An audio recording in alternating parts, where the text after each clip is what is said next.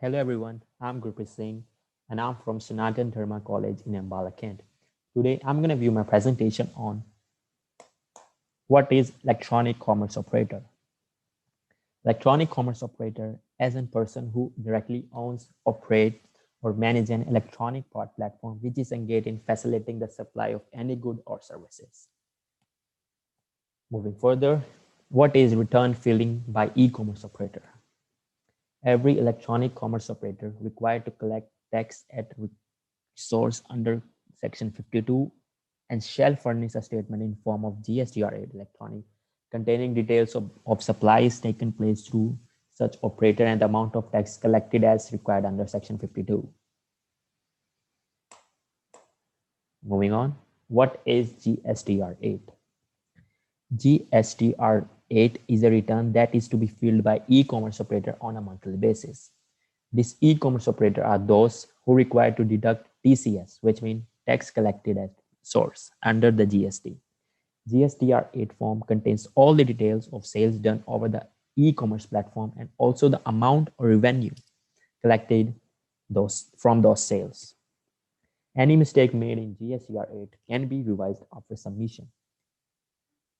It can only be changed during the filling in the following month. For example, if you have submitted the GTR8 return for the month of February and you want to revise it, so you can do easily only during the filling in March. Moving further, our next slide is what is GSTR8 eligibility and their due dates. Starting with eligibility, GSTR8 is to be filled exclusively by commerce operator. They are required to be under the GST regime and the TCS GSTR8 in a monthly return and has to be billed on the 10th of every month. For example, if you have April return, the due date is to be 10th May. If you have August return, it's 10th September. And if you have November return, it's 10th December. And if you have February return, it's 10th March. Our next slide is on first return, section 40.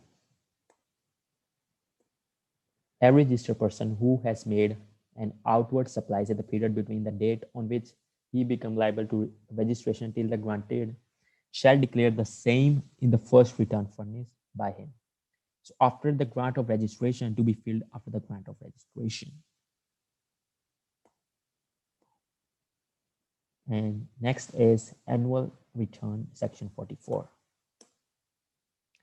Every registered person shall file annual return. According to section 44, when a registered person not required to get accounts audited, every registered person other than an input service distributor, a person paying tax under section 51 or section 52, so casual taxable person and the non-resident taxable person shall furnish an annual return of every financial year electronically in such form and manner as may have prescribed on or before the first day of December and following the end of financial in form GSTR8 form GSTR9A.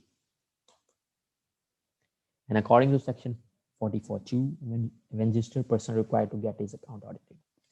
Every registered person who is required to get his account audited in accordance with the provision of subsection 5 of section 35 shall furnish electronically the annual return under subsection 1 along with a copy of the audited annual accounts and the reconciliation statement. So reconciling the value of supplies declared in the return furnished for the financial statement and such other particulars may be prescribed in the form of GSTR9 or form GSTR9C.